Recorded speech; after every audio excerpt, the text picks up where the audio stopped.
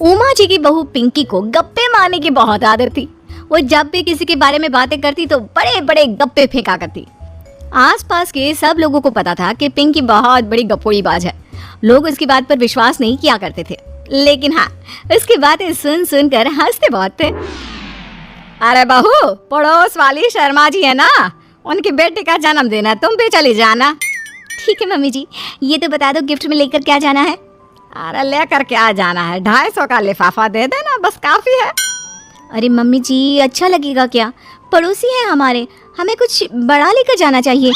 अरे बहू, इतना काफी है। जानती हैं आप, मेरे मायके में जब पड़ोस में किसी की बर्थडे होती थी ना, तो मम्मी कुछ न कुछ गोल्ड का ही देकर भेजती थी। पड़ोसी के बर्थडे में सोना? कैसी बातें करती हो। और नहीं तो क्या, आपकी तरह थोड़ी ना लिफाफा पकड़ा दिया। पिंकी शर्मा जी की बेटी के जन्मदिन में चली जाती है। अरे आज तो बड़ी सुंदर लग रही हो साड़ी में। जी मैं तो लहंगा पहनकर आने वाली थी, मम्मी जी नहीं मानी। अरे बेटा, बर्थडे पार्टी में तो साड़ी चल जाती है, मेरा मतलब कोई शादी थोड़ी ना है। कैसी बात कर रही हैं आप आंटी जी? मेरे मायके में तो छोटे छोटे फंक्शन भी हम लोग लहंगा बनवाते थे बुटीक से, डिजाइन करवा कर। चाहे पड़ोस में किसी का जन्मदिन हो, मेरी मम्मी हमेशा बुटीक से नया लहंगा डिजाइन करवाती थी। मैंने तो ऐसा कहीं नहीं देखा, ये तो तुमने आज बड़े कमाल की बात बताई। अरे जाने दीजिए, कोई बात नहीं। और बताइए, आपकी बेटी नजर नहीं आ रही। अरे भाभी, मैं यहाँ हूँ, ये देखिए मेरा ड्रेस कैसा लग रहा है। ठीक ही है, मतलब बर्थडे के हिसाब से थोड़ा हल्का है ना। अरे भाभी, इतना सुंदर गाउन पहना है मैंने। मैं ना शादी से पहले अपने बर्थडे पर हमेशा जरी वाला लहंगा पहना करती थी, यही मैं तुम्हारी मम्मी को भी बता रही थी। उसके बाद केक काटने का प्रोग्राम शुरू होता है। सब लोग इकट्ठे हो जाते हैं। शर्मा जी की बेटी का केक देखकर पिंकी से रहा नहीं जाता। उसके अंदर का गपोड़ी बाज बाहर निकल कर आ जाता है। अरे इतना छोटा सा केक? अरे बेटा, मेहमानों के हिसाब से ही है, जितने लोग इतना बड़ा केक। आंटी जी, कम से कम 4 या 5 मंजिल वाला केक तो बनाना चाहिए था। आपकी बेटी का बर्थडे रोज रोज थोड़ी ना आता है। मेरे बर्थडे पर हमेशा पापा 4 केक बनवाते थे, सारे केक 4-4 मंजिल के होते थे।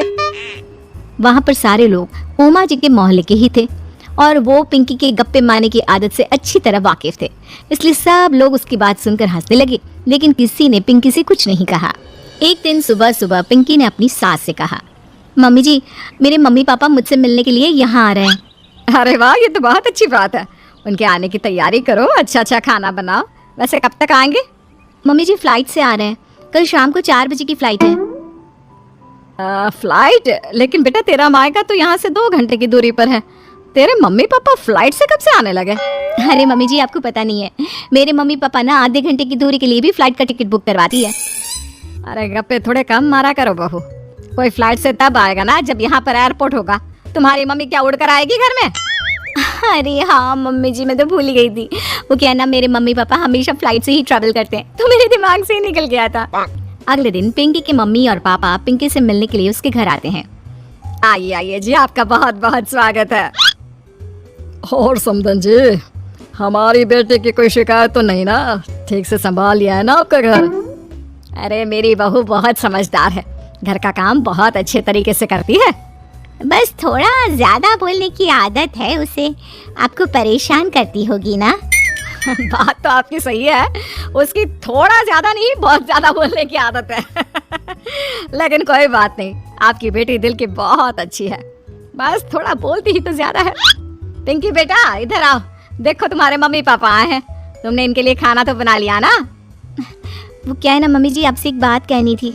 हाँ हाँ बोलो बहू, क्या बात है, डरने की कोई जरूरत नहीं। वो मम्मी जी, मैंने सोचा मम्मी पापा आए हैं तो खाना बाहर से मंगवा लेती हूँ। अरे कोई बात नहीं बेटा, वैसे भी तुम किचन में काम करने लग जाती तो अपने मम्मी पापा से बात कब करती।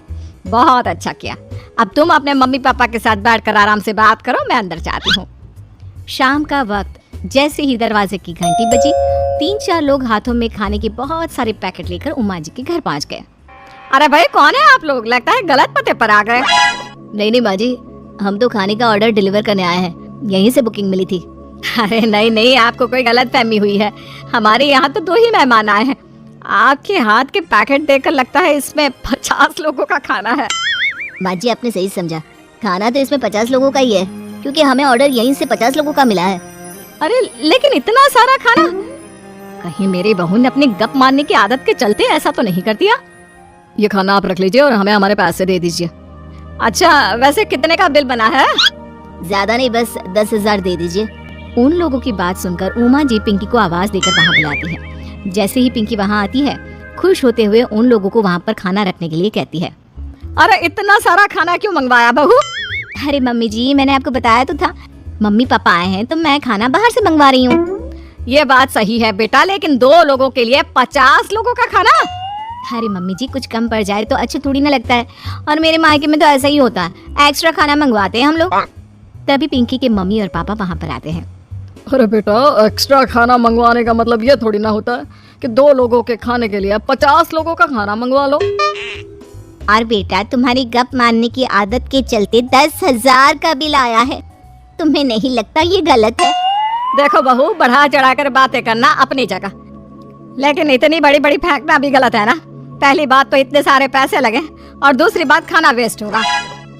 आप लोग ठीक कहते हैं, मैं आज के बाद अपनी इस आदत को कंट्रोल करने की कोशिश करूंगी और अब से गप थोड़ी कम मारा करूंगी।